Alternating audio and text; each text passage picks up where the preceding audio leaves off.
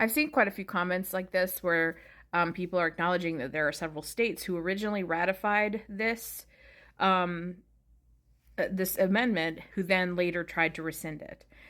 Historically, though, we've never had any states successfully do this. So let me just show you a quick Google search response to this very question. Okay, so you can see here the Constitution does not explicitly allow states to rescind their vote on an amendment, but some say that states can do so if they believe that they believe they can do so before the amendment is ratified. However, most precedents indicate these actions are not valid. So, if they before they ratified it, meaning got the whole three-quarters of the states to agree, right? Because there's like two stages to getting an amendment approved. You have to have a certain majority in the House and Senate, and then you have to have a certain majority of states. Well, we achieved that. So if these attempts to rescind happened before that, maybe. But even if they did do that, we have no precedent that that's a lawful or constitutional thing to do.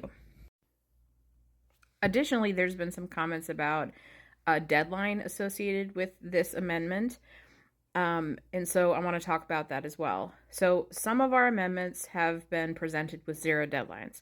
Some of them have been given deadlines. Some of them have been given deadlines and then extended. Some of them have taken decades to get approved. It's so variable. For example, the 19th Amendment that gave women the right to vote had no deadline at all. The 27th Amendment took 200 years to be ratified. So there's no rhyme or reason to these deadlines. And I think, if anything, they're prejudice reasons. Like, there are people who simply do not want to see certain things happen, and so therefore try to put some arbitrary deadline on them. So here you go. The time it takes to ratify an amendment varies, right? It depends on how long it takes. They can have certain deadlines, they could have no deadline, they could take forever. So this article from Constitution Daily, Can the Equal Rights Amendment Be Brought Back to Life, indicates the issue around this whole deadline thing. And I'm going to go to another section that I've highlighted to discuss that. Okay, so you see here that there were some late edition states who decided to amend or to ratify this amendment after the so-called deadline, and that some people are saying, well, that's the problem, is that it didn't meet the deadline criteria for this amendment. But these states are saying there's a problem, though, because their arguments include the theory that Congress did not properly include the deadline in the amendment language sent to the states, or that Congress lacks the power to establish a permanent ratification deadline.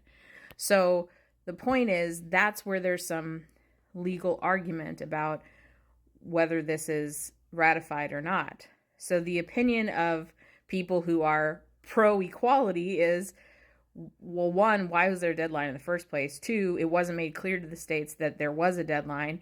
And three, why not just listen to the will of the people when you clearly have a majority of states, and you had the majority of the House and Senate at the time in agreement that this should be an amendment?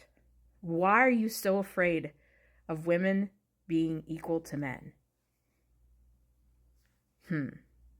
So we'll see what happens. Legally, who knows what will happen.